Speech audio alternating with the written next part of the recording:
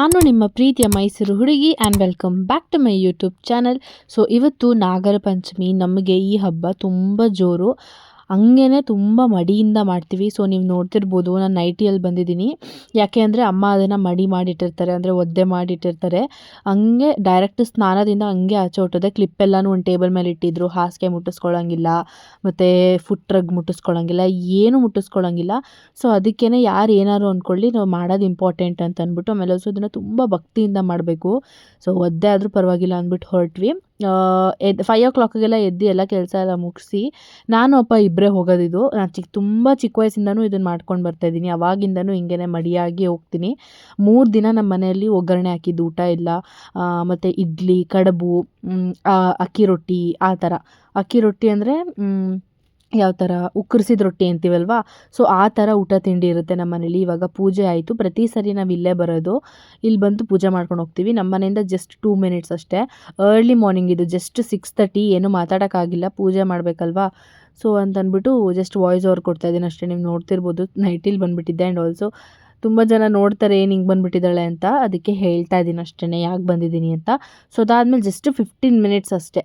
ಹಾಲು ಹಾಕಿ, ನೀರು ಹಾಕಿ, ಕುಂಕುಮ ಅರಿಶಿನ ಹಾಕಿ ಪೂಜೆ ಮಾಡಿ, ನಾರ್ಮಲ್ ಹೆಂಗೆ ಮಾಡ್ತೀವಿ ಹಂಗೆ ಮಾಡಿಬಿಟ್ಟು ಬರ್ತೀವಿ. ಸೊ ಇದೇ ದೇವಸ್ಥಾನ. ಏನಾದ್ರು ಗೊತ್ತಿದ್ದರೆ ಅಥವಾ ನಿಮ್ಮ ಮನೆ ಹತ್ರ ನಿಯರ್ ಬೈ ಇದ್ದರೆ ಕಮೆಂಟ್ ಹಾಕಿ.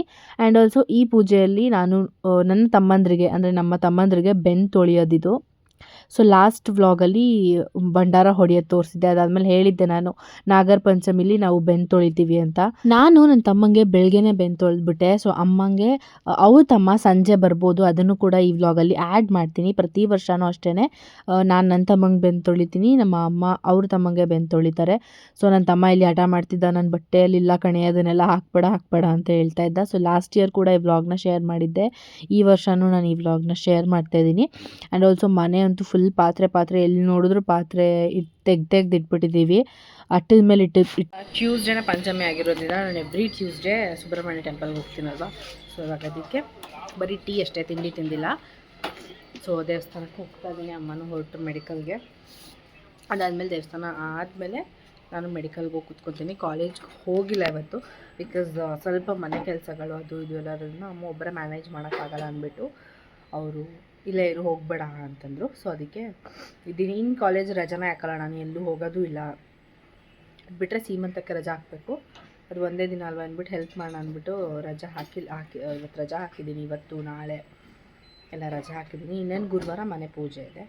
ಸೊ ಅದಕ್ಕೆ ಅದೆಲ್ಲ ಮುಗಿಸ್ಕೊಂಡು ಒಟ್ಟಿಗೆ ಕಾಲೇಜ್ಗೆ ಹೋಗೋಣ ಅಂತ ಅಂದ್ಬಿಟ್ಟು ಯಾವಾಗಲೂ 100% ಅಟೆಂಡೆನ್ಸ್ ಇಟ್ಕೊಂಡಿರ್ತೀನಿ. ಯಾಕೆ ಸುಮ್ಮನೆ ಅಟ್ಲೀಸ್ಟ್ ರಜಾ ಹಾಕೋಣ ಅಂತಂದ್ಬಿಟ್ಟು ರಜಾ ಹಾಕಿದ್ದೀನಿ. ಇವಾಗ ದೇವಸ್ಥಾನಕ್ಕೆ ಹೋಗಬೇಕು. ಪಂಚಮಿ ಆಗಿರೋದ್ರಿಂದ ಐ ಗೆಸ್ ಕ್ರೌಡ್ ಅಂದರೆ ಜನ ಇದ್ದೇ ಇರ್ತಾರೆ, ಅಲ್ಲಿ ಹೋಗ್ಬಿಟ್ಟು ನೋಡೋಣ.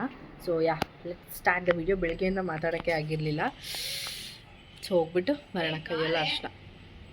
ಟೆಂಪಲ್ಗೆ ಹೊರಟೆ. ಅದಾದಮೇಲೆ ಮನೆಯಲ್ಲಿ ಅಮ್ಮ ತಿಂಡಿಗೆ ಬಟ್ಲು ಇಡ್ಲಿ ಮಾಡಿದರು. ಸೊ ನಾನು ಅದನ್ನು ಹೊಸ ಮನೆಗೆ ಹೋದ್ಮೇಲೆ ತೋರಿಸ್ತೀನಿ. ಅದು ಮಂಗಳೂರಿಂದ ತಂದಿರೋದು ನಾವು. ತುಂಬ ಚೆನ್ನಾಗಿರುತ್ತೆ, ಬಟ್ ಬೇರೆ ಶೇಪ್ ಇರುತ್ತೆ, ಸೈಜ್ ಸ್ವಲ್ಪ ದೊಡ್ಡದಿರುತ್ತೆ. ಸೊ ಟೆಂಪಲ್ಗೆ ಬಂದಿದ್ದೀನಿ ಇವಾಗ. ನೀವು ನೋಡ್ತಿರ್ಬೋದು ಎಷ್ಟು ರಶ್ ಇದೆ ಅಂತ.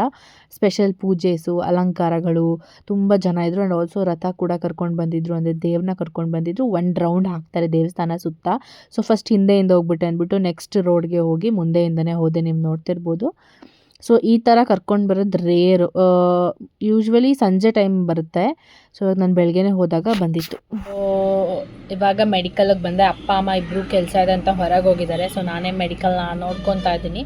ಏನಾದರೂ ಗೊತ್ತಾಗಿಲ್ಲ ಅಂದರೆ ವಾಟ್ಸಪ್ ಮಾಡ್ತೀನಿ. ಸ್ಲಿಪ್ ಏನಾದ್ರು ಬಂದರೆ ಅಲ್ಲಿದೆ ಅಂತ ಹೇಳ್ತಾರೆ, ಹೋಗ್ಬಿಟ್ಟು ಕೊಡೋದು ಅಷ್ಟೇ. ಅದು ಬಿಟ್ಟರೆ ರೇಟ್ ಎಲ್ಲ ಗೊತ್ತಾಗುತ್ತಲ್ವ.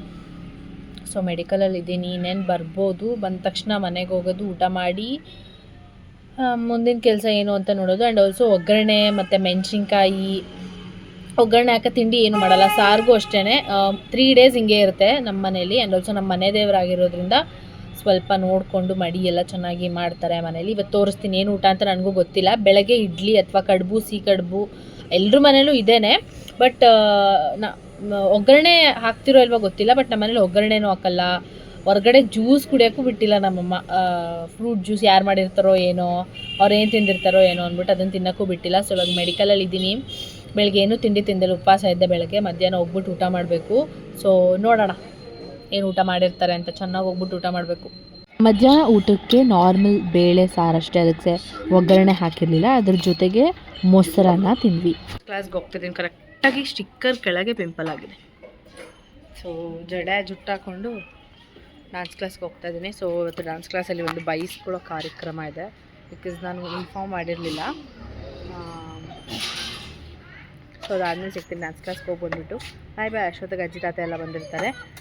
ಸೊ ಇದು ಮಾಡಬೇಕಲ್ಲ, ಬೆನ್ನು ತೊಳಿಬೇಕಲ್ಲ, ಅದಕ್ಕೇ. ಸೊ ಡ್ಯಾನ್ಸ್ ಕ್ಲಾಸ್ಗೆ ಹೋಗ್ಬಿಟ್ಟು ಬಂದು ಸಿಗ್ತೀನಿ. ಇವರು ಟ್ಯೂಷನ್ಗೆ ಹೊರಟು.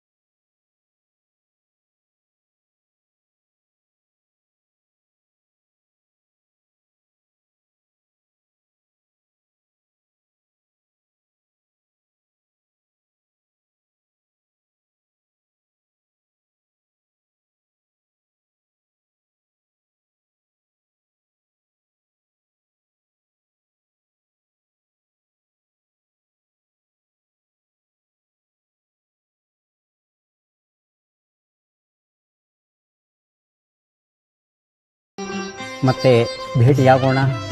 ನಮಸ್ಕಾರ.